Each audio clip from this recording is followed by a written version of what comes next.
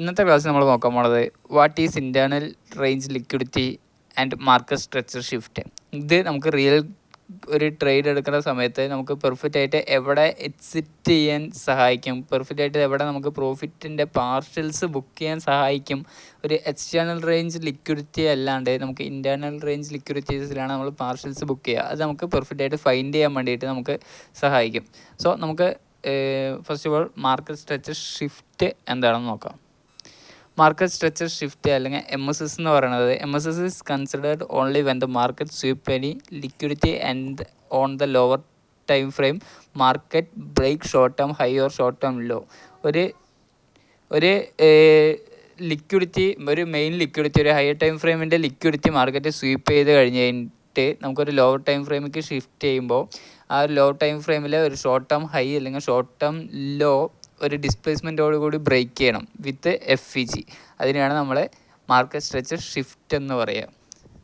Okay, ഇതിനെ നമുക്ക് എങ്ങനെ ഐഡൻറ്റിഫൈ ചെയ്യാമെന്ന് നമുക്ക് നോക്കാം. നമുക്ക് റിയൽ ഗ്രാഫിൽ നമുക്ക് വരുന്ന സമയത്ത് ഇതിനെ എങ്ങനെ ഐഡൻറ്റിഫൈ ചെയ്യാമെന്ന് നോക്കാം. ഇതിൽ നമുക്ക് ഇനീഷ്യലായിട്ട് ആദ്യം വേണ്ടത് ഒരു ഹയർ ടൈം ഫ്രെയിമിൽ ഒരു മെയിൻ ലിക്വിഡിറ്റി പോയിൻ്റാണ്. ഒരു മെയിനായിട്ട് നമുക്കൊരു ഹയർ ടൈം ഫ്രെയിമിലൊരു ഹൈ പ്രോബബിലിറ്റി ആയിട്ടുള്ളൊരു ലിക്വിഡിറ്റി വേണം. ആ ലിക്വിഡിറ്റി മാർക്കറ്റ് സ്വീപ്പ് ചെയ്ത് കഴിഞ്ഞതിന് ശേഷം ലോവർ ടൈം ഫ്രെയിമിൽ ഷോർട്ട് ടേം ഹൈ ഡിസ്പ്ലേസ്മെൻറ്റോട് കൂടി ബ്രേക്ക് ചെയ്യണം. ആ ഒരു ഡിസ്പ്ലേസ്മെൻറ്റോട് കൂടി ബ്രേക്ക് ചെയ്തതിന് ശേഷം മാർക്കറ്റ് ഒരു FVGയിലേക്ക് ടാപ്പ് ചെയ്യണം. FVG or OBയിലേക്ക് ടാപ്പ് ചെയ്തതിന് ശേഷം മാർക്കറ്റിൻ്റെ ഡയറക്ഷനിലേക്ക് കണ്ടിന്യൂ ചെയ്യും. ഇത് നമുക്ക് റിയൽ ഗ്രാഫിൽ കണ്ടു നോക്കാം. ഓക്കെ, ഇതാണ് നമുക്ക് GBP USDൻ്റെ 1 hour ടൈം ഫ്രെയിമാണ്. 1 hour ടൈം ഫ്രെയിമിൽ നമ്മൾ എടുത്തിരിക്കുന്നത് 1 hour ടൈം ഫ്രെയിമിൽ ഈ ഒരു സ്വിംഗ് ലോ ഉണ്ട്. ഈ ഒരു സ്വിംഗ് ലോ ആണ് നമ്മുടെ മെയിൻ ലിക്വിഡിറ്റി ആയിട്ട് നമ്മൾ എടുത്തിരിക്കുന്നത്.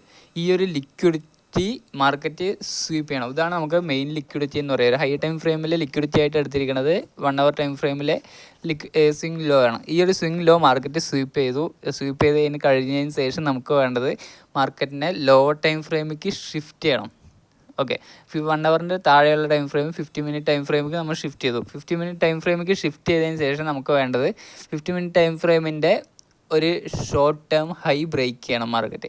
ഈ ഒരു ഷോർട്ട് ടേം ഹൈ ബ്രേക്ക് ചെയ്തിട്ടുണ്ട് വിത്ത് ഡിസ്പ്ലേസ്മെൻറ്റോടുകൂടിയാണ് ബ്രേക്ക് ചെയ്തിരിക്കുന്നത്. അല്ലാണ്ട് ജസ്റ്റ് വിക്ക് വന്നിട്ടല്ല ബ്രേക്ക് ചെയ്തിട്ടുള്ളത്.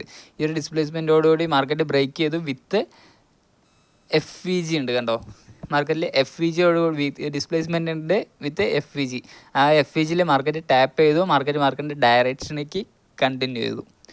ഓക്കെ, ഇത്രയേ ഉള്ളൂ മാർക്കറ്റ് സ്ട്രക്ചർ ഷിഫ്റ്റ് എന്ന് പറയുന്നത്. സോ നമുക്ക് ഇനി അടുത്തത് നോക്കാൻ പോണത് ഇൻറ്റേർണൽ റേഞ്ച് ലിക്വിഡിറ്റിയാണ്. ഇൻറ്റേർണൽ റേഞ്ച് ലിക്വിഡിറ്റി പറഞ്ഞാൽ നമുക്ക് ഈ ഒരു മാർക്കറ്റിൽ 1 hour ടൈം ഫ്രെയിമിൽ നമ്മൾ എടുത്ത സമയത്ത് നിങ്ങൾക്ക് ബാക്കിൽ സ്കിപ്പ് ചെയ്ത് നോക്കിയാൽ മനസ്സിലാവും. 1 hour ടൈം ഫ്രെയിമിൽ എടുത്ത് നോക്കിയ സമയത്ത് 1 hour ടൈം ഫ്രെയിമിൽ എക്സ്റ്റേണൽ ലിക്വിഡിറ്റി, 1 hour ടൈം ഫ്രെയിമിൽ ലിക്വിഡിറ്റീസാണ് എക്സ്റ്റേണൽ ലിക്വിഡിറ്റി ആയിട്ട് നമ്മളിതിൽ കണക്കാക്കിയിട്ടുള്ളത്.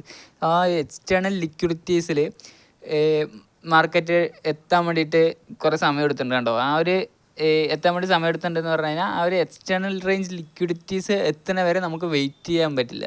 കാരണം അതിൻ്റെ ഉള്ളിൽ മാർക്കറ്റിൽ ന്യൂസ് വരാം, മാർക്കറ്റിൻ്റെ ഡയറക്ഷൻ തന്നെ ചേഞ്ച് ആവണ പോലെ വല്ല ന്യൂസ് എന്തെങ്കിലും കാര്യങ്ങളൊക്കെ വരാം.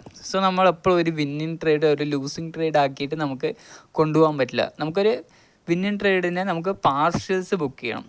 ആ പാർഷ്യൽസ് ബുക്ക് ചെയ്യണത് നമ്മൾ ഇൻറ്റേർണൽ റേഞ്ച് ലിക്വിഡിറ്റീസിൽ നമ്മൾ പാർഷ്യൽസ് ബുക്ക് ചെയ്യും. ഇൻറ്റേർണൽ റേഞ്ച് ലിക്വിഡിറ്റീസ് എന്ന് പറഞ്ഞു കഴിഞ്ഞാൽ ലോവർ ടൈം ഫ്രെയിംസിലെ സ്വിംഗ് ഹൈസ് അല്ലെങ്കിൽ ഒരു FVGs അതൊക്കെയാണ് നമ്മൾ ഇൻറ്റേർണൽ റേഞ്ച് ലിക്വിഡിറ്റീസ് ആയിട്ട് കണക്കാക്കുക.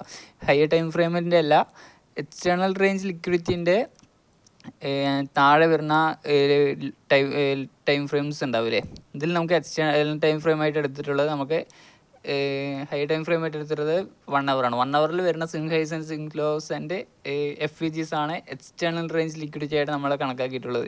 അതിൻ്റെ ലോവർ ടൈം ഫ്രെയിമിലെ സ്വിംഗ് ഹൈസ് ആൻഡ് FVGs ആണ് ഇൻറ്റേർണൽ റേഞ്ച് ലിക്വിഡിറ്റി ആയിട്ട് എടുത്തിട്ടുള്ളത്. സോ ഇൻറ്റേർണൽ റേഞ്ച് ലിക്വിഡിറ്റീസിൽ നമ്മൾ മാർക്കറ്റിൽ പാർഷ്യൽസ് ബുക്ക് ചെയ്യാം.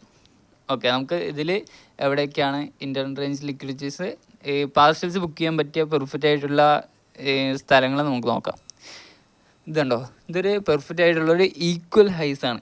ഈക്വൽ ഹൈസ് മീൻസ് ഒരു റെസിസ്റ്റൻസ് പോയിൻ്റാണ്. റീറ്റെയിൽ ട്രേഡേഴ്സ് ഇതിനെ കാണുന്നത് റെസിസ്റ്റൻസ് ആയിട്ട് ഇതിനെ കാണാം. ഈക്വൽ ഹൈസ്, ഇവിടെ ഒരു ഹൈ ഉണ്ട്, ഇവിടെ ഒരു ഹൈ ഉണ്ട്, ഇവിടെ ഒരു ഹൈ ഉണ്ട്. ഇതൊരു ഈ പവർഫുൾ ആയിട്ട് റെസിസ്റ്റൻസ് ആയിട്ടാണ് അവർ കാണുക. അപ്പോൾ ഇവിടെ നിന്നൊക്കെ എടുത്ത ആൾക്കാരുടെ സ്റ്റോപ്പ് ലോസസ് ഒക്കെ ഈ ഒരു ഹൈൻ്റെ മേലെ ആയിരിക്കും. ഇത് ഇവിടെ നിന്ന് എടുത്ത ആൾക്കാരുടെ സ്റ്റോപ്പ് ലോസ് ഈ ഹൈൻ്റെ മേലെ ആയിരിക്കും. ഇവിടെ നിന്ന് എടുത്ത ആൾക്കാരുടെ സ്റ്റോപ്പ് ലോസ് ഇതിൻ്റെ ഹൈൻ്റെ മേലെ ആയിരിക്കും. സോ ഈ ഒരു ഹൈൻ്റെ മേലെയൊക്കെ ആൾക്കാരുടെ എന്താ ഉള്ളത്? സ്റ്റോപ്പ് ലോസസ് ഉള്ളത്. നമുക്ക് എന്താ വേണ്ടത്? സ്റ്റോപ്പ് ലോസസ് എന്ന് പറഞ്ഞാൽ എന്താണ്? ലിക്വിഡിറ്റി. ഈ ഒരു ലിക്വിഡിറ്റി ഗ്രാബ് ചെയ്യാൻ വേണ്ടിയിട്ടാണ് മാർക്കറ്റ് പോണത്. മാർക്കറ്റിൻ്റെ ഫ്യൂവൽ എന്ന് പറഞ്ഞാൽ ലിക്വിഡിറ്റിയാണ്. മാർക്കറ്റ് ലിക്വിഡിറ്റി ടു ലിക്വിഡിറ്റിയാണ് മാർക്കറ്റ് മൂവ് ചെയ്യുക.